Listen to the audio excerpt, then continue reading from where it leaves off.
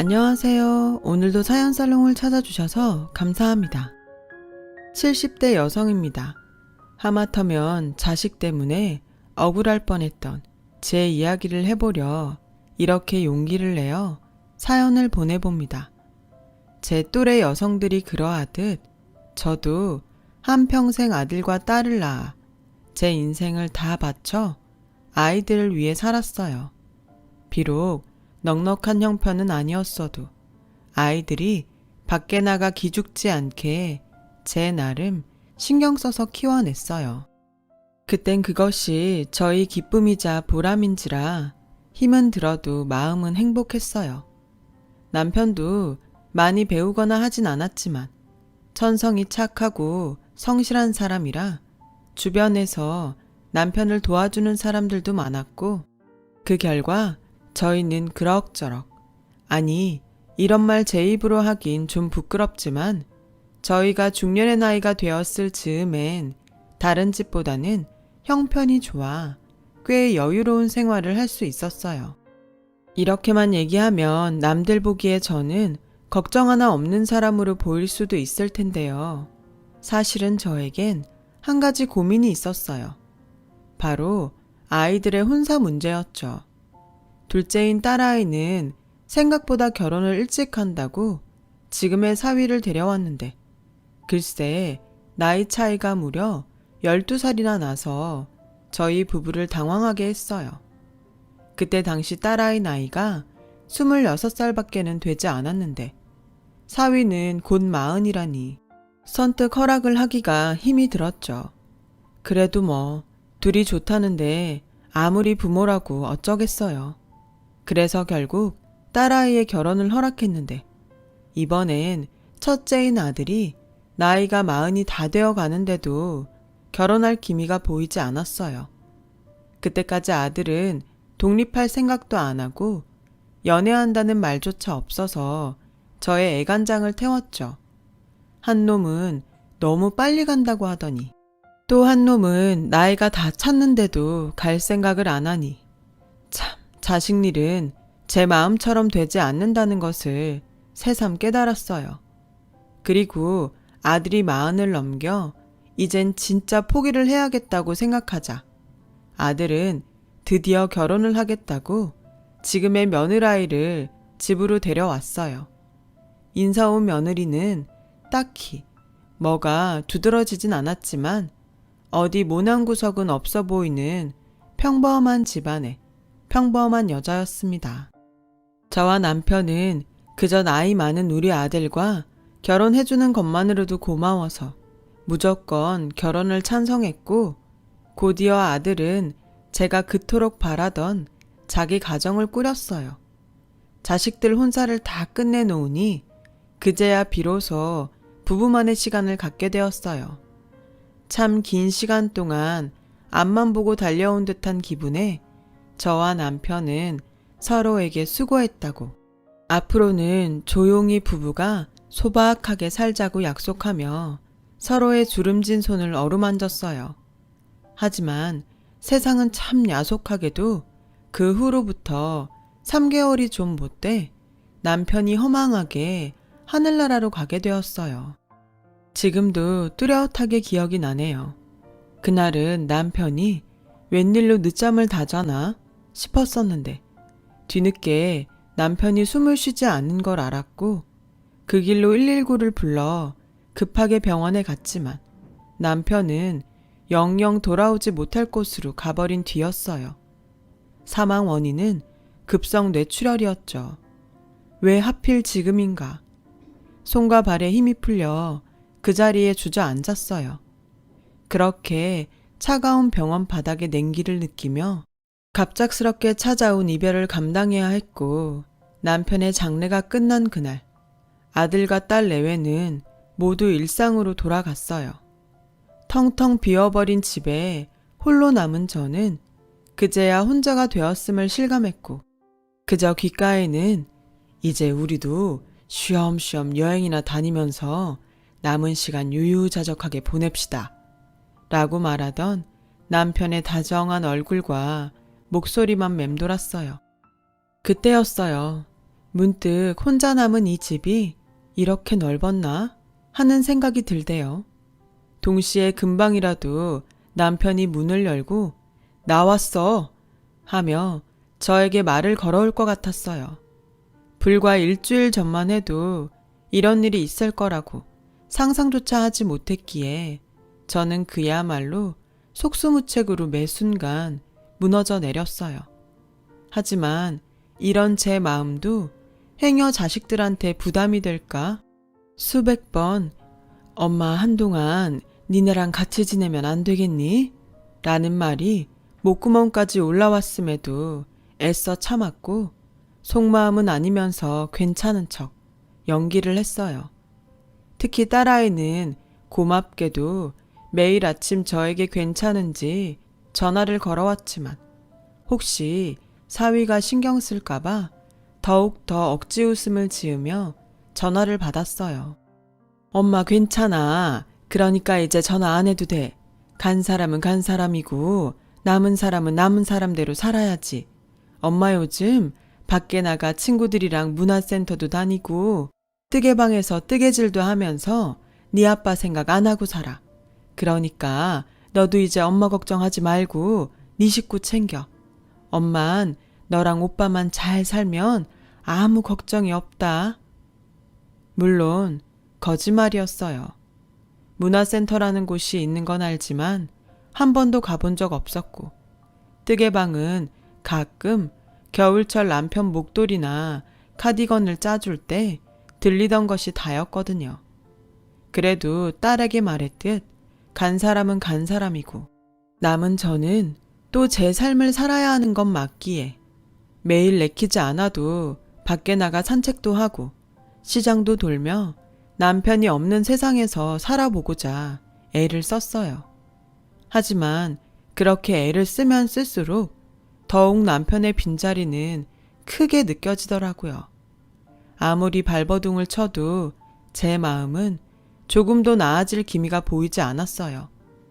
그러던 어느 날이었어요. 정말 생각도 하지 않았던, 그래서 아무런 기대도 하지 않았던 아들과 며느리가 저에게 손을 내밀어 주었어요. 엄마, 우리 왔어요. 이 사람이 엄마 좋아하는 꽃게탕 끓인다고 시장에 가자는데 엄마 같이 갈래요? 가서 우리 주전부리도 좀 하고 엄마 사고 싶은 거 있으면 제가 사드릴게요. 저는 내심 참 반가웠어요. 사실 딸아이가 그렇게 마음을 써주었지만 함께 오래 살아서인지 이상하게 아들에게 좀 의지하고 싶다는 생각을 저도 모르게 하고 있었거든요. 하지만 이제 겨우 가정을 꾸리고 사는 아들 내외에게 짐이 되고 싶지 않았죠. 그래서 아무런 말도 하지 않았는데 이렇게 혼자 남은 엄마를 챙긴다고 평소 안 하던 아들 노릇을 해주니 그저 고맙기만 했어요. 그리고 그 후로도 아들 내외는 계속 저희 집에 찾아와 저와 함께 밥을 먹어주고 저 혼자는 할 수 없는 집안 보수를 해주며 신경을 써주었는데요. 한 번은 며느라기가 기특하게도 저에게 이런 말을 해주더군요. 어머니, 요즘도 아버님 생각 많이 나시죠? 괜히 저희한테 부담될 것 같다고 참지 마시고 저나 준석 씨한테 기대세요. 앞으로 저 정말 어머니한테 잘하고 살게요. 그러니 어머니도 저를 딸처럼 생각하시고 필요한 거 있거나 심심하시면 언제든 저한테 연락 주세요. 저는 순간 어디서 이렇게 천사 같은 아이가 우리 집에 왔을까 하는 생각이 절로 들었어요. 어떻게 내 속을 다 알고 이렇게 고운 말만 골라서 하는지 새삼 며느리를 낳아준 사돈 내외가 고마웠고 주책이지만 눈물이 다 왈칵 쏟아졌어요. 아들이 그렇게 남들 다 시집장가 가는 동안 총각딱지를 떼지 못하더니 이렇게 뒤늦게 마음씨 고운 색시를 얻으려고 그랬구나 하는 생각에 저 역시 며느리에게 좋은 시어머니가 되어야겠다고 생각했어요. 그렇게 저와 며느리는 딸아이가 질투를 할 정도로 사이 좋게 지내게 되었고 아들 내외의 집은 저희 집에서 걸어서 30분 정도 되는 곳에 있었는데 한 2년 정도를 서로 자주 왕래하며 지냈어요. 그러다 며느라이는 임신을 했어요. 저한테 너무나 소중한 손자를 낳아주었고 저는 매일 운동 겸 손주를 볼 겸 그렇게 아들 내외 집을 왔다 갔다 했어요. 완전히 다 잊었다고는 할 수 없지만 손주 보는 낙에 더 이상 예전처럼 남편이 없어 무섭다고 생각하지 않게 되었습니다. 시간이 약인지 아들 내외의 도움이 컸는지 차차 혼자 사는 생활에도 익숙해지던 어느 날 아들은 저에게 뜻밖의 말을 꺼냈어요. 엄마, 내가 곰곰이 생각해봤는데요. 엄마 지금 지내는 집 너무 크지 않으세요? 이렇게 우리 준이 보러 매일 걸어오시는 것도 마음에 걸리고 엄마만 괜찮으시면 저희 집이랑 엄마 사시는 집 정리해서 어디 좋은 아파트 들어가 함께 사는 게 어떨까 해요. 마침 적당한 곳이 매물로 나왔기도 했고 집사람한테도 먼저 물어봤는데 엄마만 좋다면 자긴 너무 좋다고 은근 기대하는 눈치예요. 솔직히 고민이 됐어요. 아들 내외랑 함께 사는 것은 반가운 일이지만 남편과 함께 산 정든 집을 정리하는 건 한 번도 생각하지 않은 일이었으니까요. 그래도 손주와 함께 살 수 있다니 저는 너무 고민이 되었는데요. 그럴 때마다 아들 내외는 더욱 적극적으로 저와 함께 살자고 설득해왔어요. 어머니, 제가 앞으로 함께 살면서 어머니 더 많이 챙겨드릴게요. 사실 드시는 것도 일일이 챙길 수 없어서 그동안 제가 마음이 좀 그랬거든요. 어머님은 그저 이제부터는 편하게만 지내세요. 집안일이든 뭐든 제가 다 알아서 할게요. 그래요, 엄마. 엄마 이제 병원 가실 일도 많아지실 텐데 따로 살면 내가 불안해요. 아버지처럼 그렇게 허망하게 보내는 일은 다시 하고 싶지 않으니 제발 우리랑 같이 살아요. 네? 저는 아들 내외의 말에 그냥 넘어가기로 했어요. 아마 남편도 제 결정에 잘했다고 이야기해 줄 것 같았고 무엇보다 다시 가족들과 함께 지낼 수 있다고 생각하니 남은 시간 저에게 큰 위안이 될 것 같았거든요. 제 결정이 떨어지자 아들은 마치 기다렸다는 듯 제가 살던 집을 처분했고 동네 이름도 아파트 이름도 낯선 곳에 아들 식구와 저는 이사를 오게 되었어요. 40층이라고 하더니 거실 창문으로 밖을 내다보는데 어찌나 아찔하던지 그럴 리는 없는데도 행여 뚝 하고 떨어질까봐 저는 두 다리가 후들거렸어요. 하지만 저만 빼고 아들 식구들은 뭐가 그렇게 좋은지 아무것도 모르는 손주 녀석까지 방글방글 웃는데 아이들이 좋아하니 제 마음이 다 흐뭇했어요. 그리고 비록 저는 작은 방에서 지냈지만 방에 누워 있어도 사람 소리 나는 것이 참 좋았어요. 하지만 역시나 세상 사는 사람 마음대로 되지 않는다고 이사 후 한 달이 되지 않아 무언가 슬슬 제 생각과 다르게 흘러가기 시작했어요. 엄마, 우리 주말에 준이 주사 맞히러 병원에 가야 하거든요. 근데 친구가 가족 동반으로 밥이나 먹자고 해서 저녁 먹고 들어올게요. 그래? 알았다. 어머니, 죄송해요. 제가 미리 알았으면 거절하라고 했을 텐데. 아니다. 나 신경 쓰지 말고 재밌게 놀다 와. 그리고 그날은 내가 집안일도 해놓을 테니 준이 애미도 오랜만에 미용실도 좀 가고 그래라. 정말요? 어머니 너무 감사합니다. 저는 처음엔 조금은 서운했지만 아들 식구들에게도 각자 생활이 있으니 존중해야 한다고 생각했어요. 그리고 그동안 며느라이가 저에게 신경을 많이 써줬기 때문에 저 역시도 받은 만큼 보답하고 싶어 잘 됐다고 생각했어요. 그런데 그게 저희 실수였어요. 아들 내외는 그날을 계기로 자주 자기들끼리만 외출을 했고 심지어 집들이를 한다며 저에게 하루만 딸네 집에 다녀오면 안 되겠냐고 했어요. 나는 그냥 내 방에 조용히 있으면 안 되겠니? 굳이 미선이네 가는 건. 엄마, 내가 신경이 쓰여서 그래요. 아마 시끄러울 거고 집 구경한다고 막 돌아다닐 텐데 그러지 말고 엄마 하루만 다녀오세요. 미선이한테는 제가 잘 얘기해 둘게요. 이렇게까지 해야 하나 싶었지만 아들이 계속 그렇게 말하니 어쩔 수 없이 등 떠밀리듯 딸내에 가 있기도 했는데요. 그 후 5개월 정도가 흘렀을까? 이상하게 아들의 귀가 시간이 점점 늦어졌고 심지어 며느라이와 싸우는 일이 심심치 않게 늘어갔어요. 들어가 말릴 수도 없고 모른 척 할 수도 없고 저는 밖에서 발만 동동거렸는데 한 번은 자다가 잠이 깨서 잠깐 화장실에 가려고 방에서 나오니 아들 녀석이 주방에서 작은 불 하나를 켜두고 깡소주를 마시며 우는 모습을 봤어요. 차마 애미가 그 모습까지 못 본 채는 할 수 없기에 다가가 무슨 일이 있냐고 물었고 아들은 눈물을 펑펑 쏟으며 고민을 털어놓았어요. 엄마, 나 어떡해요. 나는 정말 자신 있었는데. 아들은 울먹이면서 그동안 다니던 회사를 그만두고 사업을 준비하고 있었다는 말을 했어요.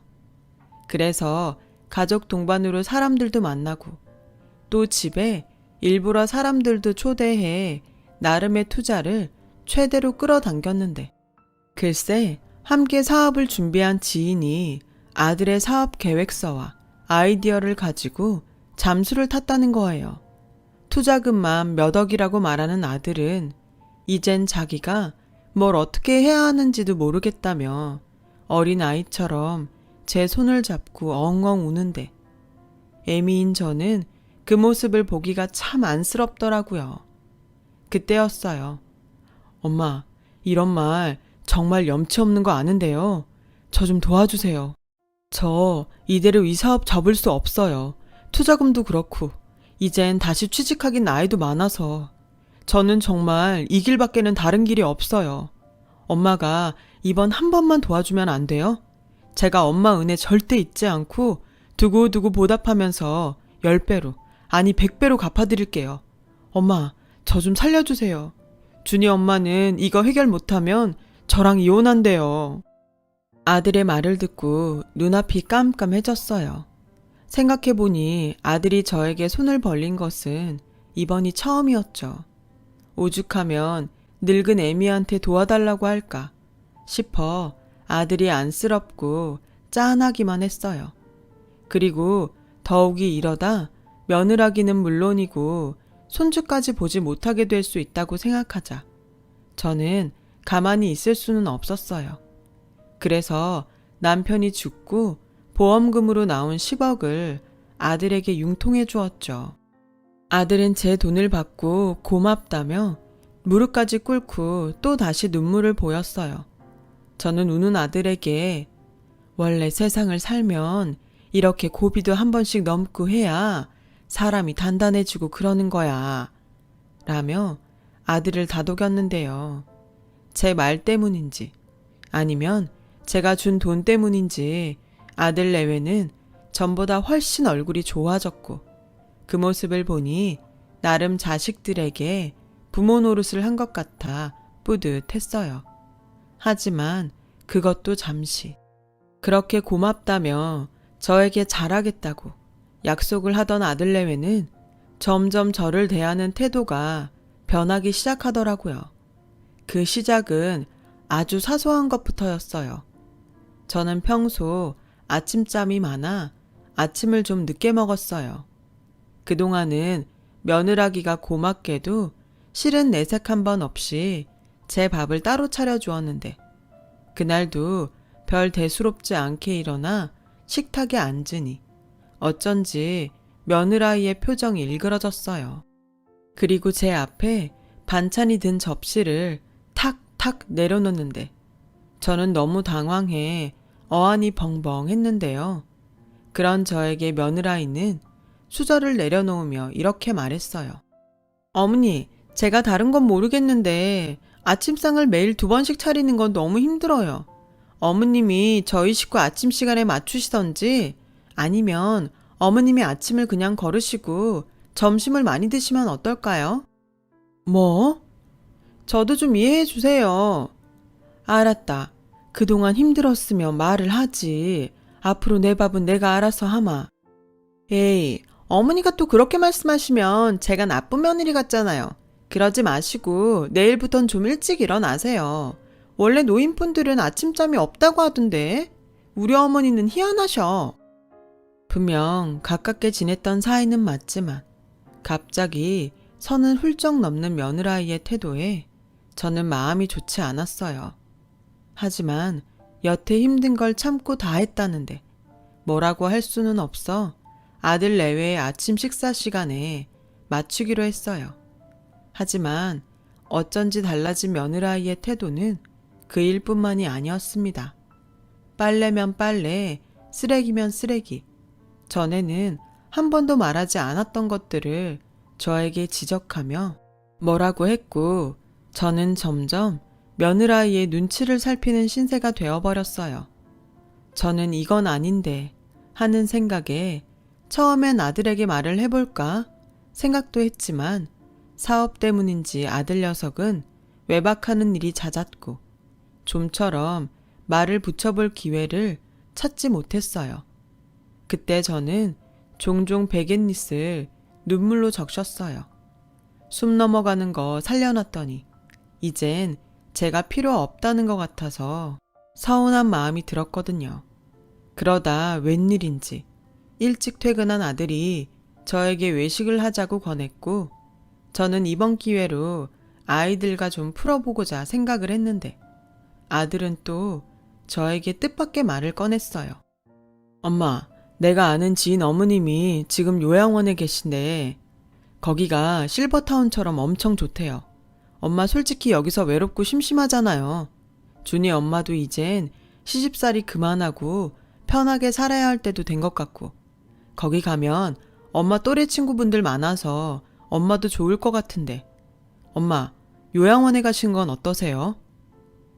아들의 요양원 소리에 저는 심장이 쿵 하고 내려앉는 듯 했어요. 그리고 저도 사람인지라 아무리 부모 자식 사이여도 이젠 저한테 뽑아먹을 것이 없어서 나를 요양원에 보내나 싶은 마음이 들어 그날은 꾹꾹 참았던 화를 참지 않았어요. 처음부터 내가 같이 살자고 했니? 힘들 때는 도와달라고 하고 살려달라고 애걸복걸 하더니 왜 이제 네 늙고 가진 것 없는 애미가 필요가 없어? 난 절대 요양원 같은 데는 안 간다. 정 나랑 살기 싫으면 지금 사는 아파트 팔아서 내 집 판 돈 다시 내놔. 저는 손이 달달 떨렸지만 말은 그렇지 않은 듯 강력하게 했어요. 그러자 아들 내외는 물러날 기색은커녕 아주 작정을 한 듯 손주 녀석 교육이 어쩌고 하면서 저를 요양원에 보내려 하더라고요. 요즘 애들은 유치원부터 교육에 신경을 써야 하는데 어머님이 계시면 준이가 제 말을 안 듣잖아요. 워낙 어머님이 오냐오냐만 하시니까. 그래서 서운하게 들리시겠지만 환경을 좀 바꿔볼 필요가 있어요.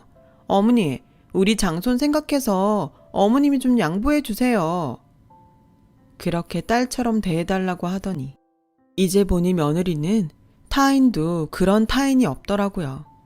저는 아들 내외의 어떤 말에도 아파트를 팔아서 돈을 주기 전까지는 절대 집을 나가지 않겠다고 버텼어요. 그러자 아들 내외는 한번 해보자는 듯 버티는 저를 마치 없는 사람처럼 행동했는데 그 모습이 참 사람을 여러 번 뒷목을 잡게 하더군요.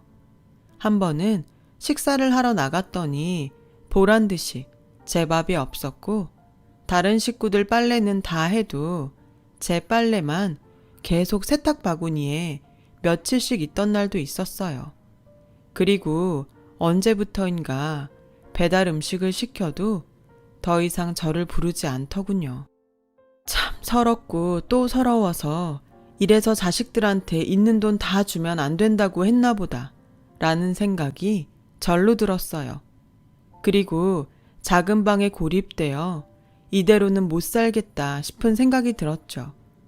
그 순간 딸아이 생각이 간절했는데 제가 혼자 지낼 땐 그래도 매일 전화하던 딸아이는 제가 아들 집에 입구부터는 새언니 눈치를 보는지 연락해 오는 일이 드물었어요. 그렇다고 제가 먼저 전화해 하소연을 하려니 저도 차마 부모 체면에 말이 떨어지지 않았고 그렇게 몸과 마음이 피폐해져 갔는데 5살 손주 녀석까지 지 부모를 닮아 저를 무시하는 행동에 저는 체면이고 뭐고 딸에게 전화를 걸어 제가 겪은 수모를 모두 이야기했어요. 엄마, 그걸 왜 지금 얘기해? 여태 그런 취급받고 참았던 거야? 너 신경 쓸까봐 그랬어. 근데 지금은 여기 있는 매일매일이 지옥이야. 미선아, 엄마 진짜 요양원 가기 싫어. 이런 말 엄마가 진짜 미안한데 엄마 좀 데리러 올래? 딸아이는 화가 잔뜩 나서는 전화를 끊고 곧장 그 길로 사위를 대동하고 아들의 집에 쳐들어왔어요. 그리고 딸은 고래고래 어떻게 엄마한테 그럴 수 있냐고 큰 소리로 화를 냈는데요. 며느라이는 눈 하나 깜짝하지 않고 제 딸을 무슨 잡상인처럼 대했어요. 계속 이렇게 상스럽게 소란 피우면 경찰 부를 거예요. 정말 격 떨어져서 상종을 못하겠네. 뭐요? 상종? 지금 말 다 했어요? 언니랑 오빠야말로 하는 행동이 상스럽거든요. 엄마 돈 다 어디다 썼어? 결국 지도 엄마 돈 때문에 여기까지 와놓고 어디서 큰 소리야? 왜? 효녀 코스프레하게? 맞아요. 아가씨도 결국 저희한테 어머니 돈 뜯어가려고 여기 온 거잖아요. 뭐요? 처음부터 엄마 집 팔라고 부추긴 게 누군데 이런 식으로 모실 거면서 왜 같이 살자고 해요? 정말 뻔뻔스러워. 그러는 넌 엄마 모셔는 봤어? 저는 아들, 딸이 싸우는 모습을 보며 내가 인생을 헛살았구나 싶은 마음이 들었어요.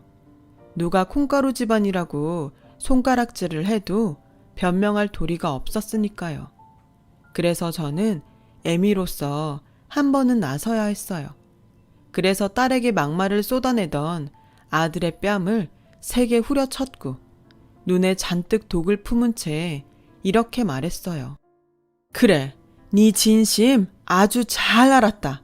모신다고 어쩌고 하더니 결국 돈이었지? 근데 이건 몰랐을걸?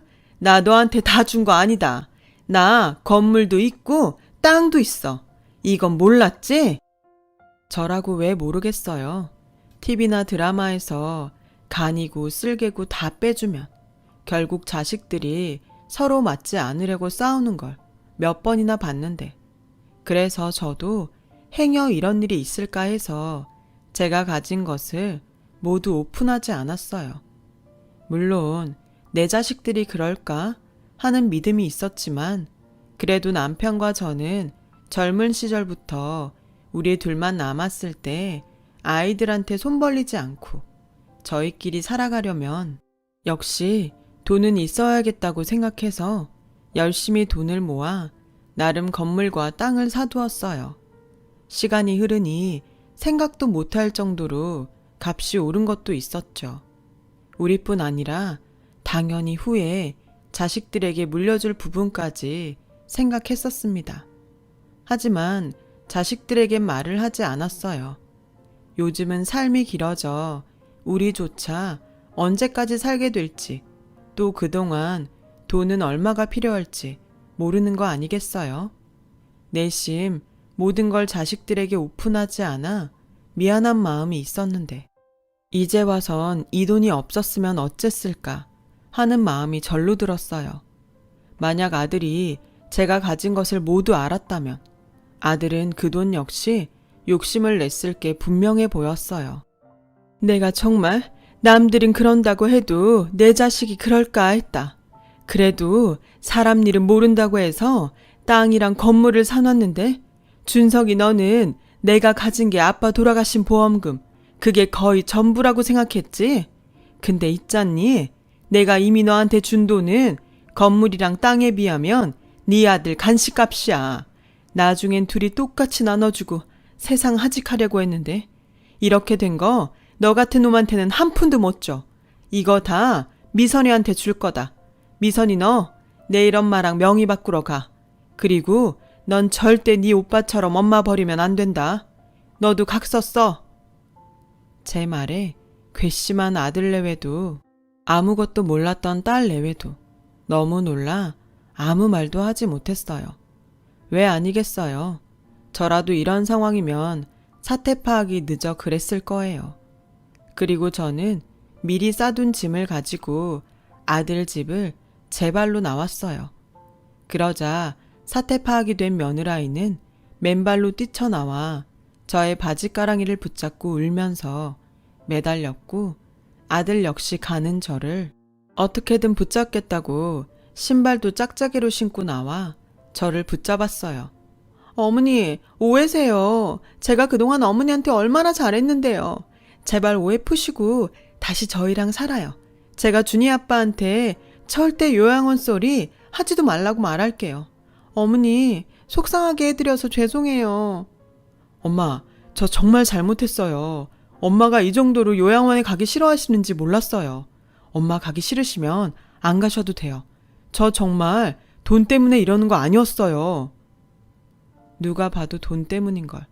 지나가는 개도 알겠는데 아들 내외는 볼썽사납게 저를 붙들고 사정사정을 했어요. 그 모습이 얼마나 저를 비참하게 하는지. 결국 돈이 아니었다면 이렇게 가는 나를 붙잡기나 했을까 하는 생각에 저는 마음을 굳게 닫았어요. 한평생 지들 키운다고 얼마나 고생을 했는데 남들 자식은 그런다고 해도 내 새끼들은 그러지 않을 거라고 철석같이 믿었던 스스로가 한심했어요. 그래서 저는 그 길로 아들 내외와 죽는 날까지 보지 않겠다고 다짐하며 아들 내외의 핸드폰 번호를 차단했고 딸아이에게 건물의 명의를 해주면서 절대 네 오빠랑 새언니를 이 집에 발도 들이지 않게 하라고 신신당부를 했어요. 그러자 이 괘씸한 아들은 제가 딸 앞으로 해준 건물에 본인의 지분도 있다며 딸 앞으로 소송을 걸었더라고요. 딸은 이참에 저를 모신다고 가져간 제 재산까지 모두 토해내게 할 테니 걱정하지 말라며 저를 안심시켰어요. 남매가 재산 때문에 이렇게 법으로 싸우다니. 저는 정말 부모된 입장에서 자식 농사를 망친 것이 맞는 걸 인정해야 했어요. 그리고 딸에겐 미안하지만 한 번 당한 마음 또 다치기는 싫어서 딸에게 건물을 주었을 뿐 건물에서 나오는 수익은 일절 손대지 못하게 했어요. 하지만 착한 딸은 건물도 그냥 엄마 앞으로 다시 해놔도 된다며 저를 안심시켰는데요. 어쩐지 다친 마음이 쉬이 아물지는 못할 것 같아요. 아마도 남편을 떠나보내고 그랬듯 시간이 많이 필요할 것 같습니다. 이 순간 꼭 이런 말을 하고 싶어요. 아무리 자식들이 숨이 꼴깍꼴깍 넘어가도 절대 있는 거 없는 거 다 주지 마세요. 그러다 저처럼 될 수도 있어요. 그동안 힘들게 모았을 그 돈 자식한테 미안하다 생각하지 말고 마음 편히 다 쓰세요. 그게 그동안 고생한 보상입니다. 어쩌면 제가 이런 생각을 하는 것이 지금 악에 받쳐서 하는 소리일 수도 있지만 나이를 먹을수록 돈이라는 것이 살면서 두고두고 의지가 되는 건 맞는 것 같아요. 적어도 딴 마음이 있건 없건 자식들은 함부로 하지 못할 겁니다. 저는 실패했지만 돈이 아닌 진짜를 나눌 수 있는 부모와 자식 사이가 되셨으면 좋겠어요. 지금까지 저의 긴 글을 읽어주셔서 고맙습니다. 여러분, 사연 댓글에 응원과 현명한 조언 부탁드려요. 좋아요와 구독은 저에게 큰 힘이 됩니다. 오늘도 좋은 일 가득하세요.